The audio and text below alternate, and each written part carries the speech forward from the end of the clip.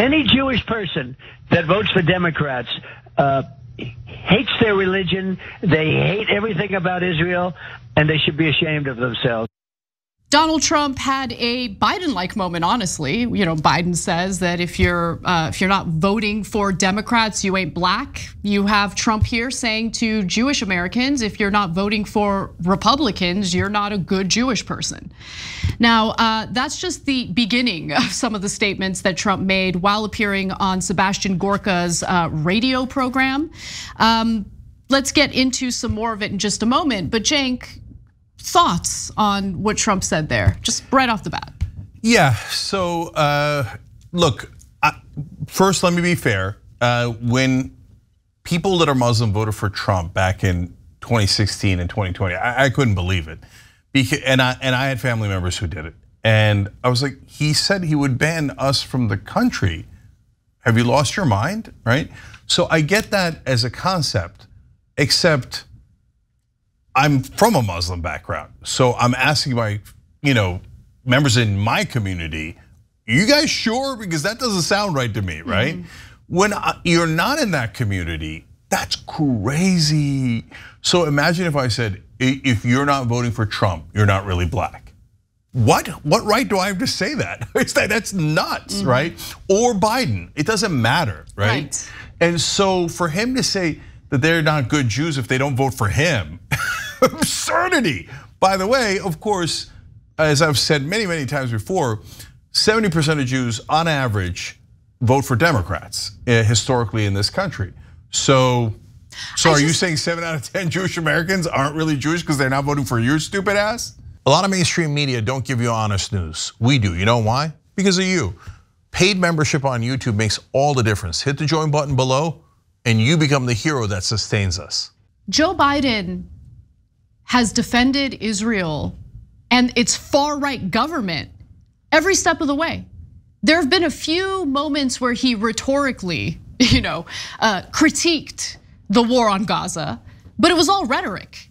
In the meantime, he went behind the scenes, skirted Congress in order to provide hundreds of millions of dollars in additional military aid to Israel.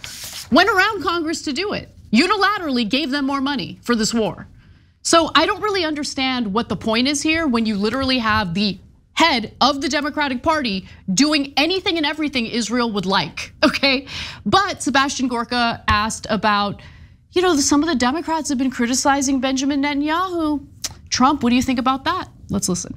Could you explain why is it seemingly that this administration, including Chuck Schumer in the Senate, so hate the man that Israel chose as their prime minister? Why do the Democrats hate Bibi Netanyahu? I actually think they hate Israel. Yes. I don't think they hate him. I think they hate Israel. No, I mean, I personally can't stand the far-right government of Israel as someone who's on the left, and I can't stand the absolute slaughter that we're all witnessing in Gaza as we speak.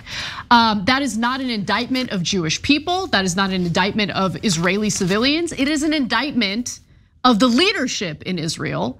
But conflating the two is actually a trick that we've seen from various members of the Democratic Party, and I found that abhorrent and disgusting. And now Trump's doing it. So congratulations, Trump. Disgusting. Okay, so let me prove him wrong in a couple of ways. So we covered this in a previous story in today's show.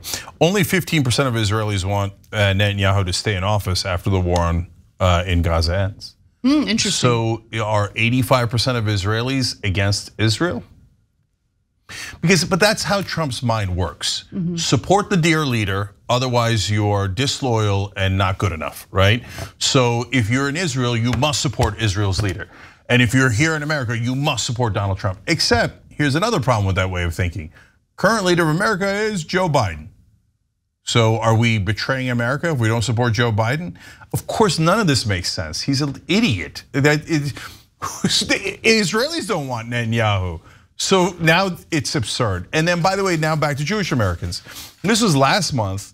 This month, these numbers are probably higher. Again, as we showed you a little bit earlier in the show, the American Jewish community, 50% of them were for a ceasefire in February, and only 34% opposed.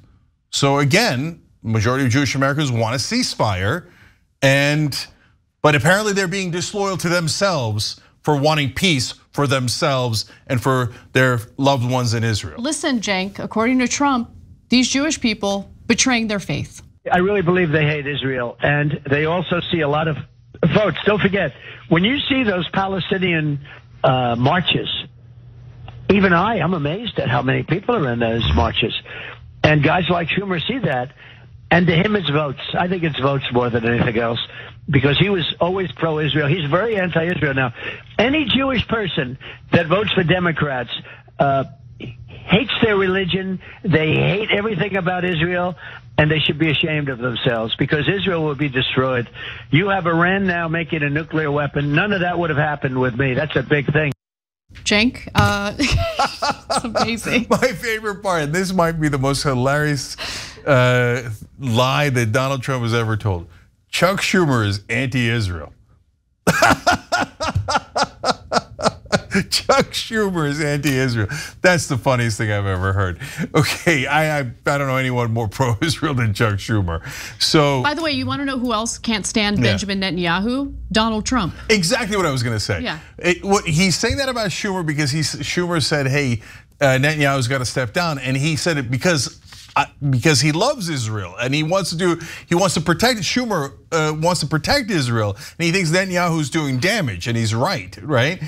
But the guy who hates Netanyahu just as much, no, actually way more, is Trump. And you want to know why? Because Netanyahu took credit for a drone strike that he didn't have a part in. He's like, no, I killed that guy, not Netanyahu. And Netanyahu congratulated Joe Biden after his victory in 2020, and Trump wanted him to pretend that Trump had won. That's why he doesn't like Netanyahu. Well, but hey, now we know, according to his own logic, Trump hates Jews. Trump has also himself said that Netanyahu is an obstacle to peace. And that on top. Look, he's such a clown and a half. And then when you say that this is anti-Semitic, of course, none of his followers will believe it. But to be fair to them, the supporters of the right-wing government of Israel have ruined the word anti-Semite. It used to mean things like this, where you say, I don't care what Jews think, I'll speak on behalf of Jews, and they have to have my opinion, etc., etc. Now it just means a critic of Israel, so. Final thing I'll say about this is I'm curious to see how Trump's, I guess, unwavering support for Israel, I mean, at least that's the way he's presenting himself in this interview. I wonder how that will bode for the wing of MAGA that is also against the US's unwavering support for Israel, regardless of what it does. Yeah, I don't think it's going to play for him as well for him as he thinks. Thanks for watching the video, guys. We also love it if you hit the join button below, because that makes you a member, and members allow us to be independent, honest. We can be as progressive as we want, no corporate media influence, and that's all because of you guys. We love doing the show with our members. Hit the join button, become one of the Young Turks.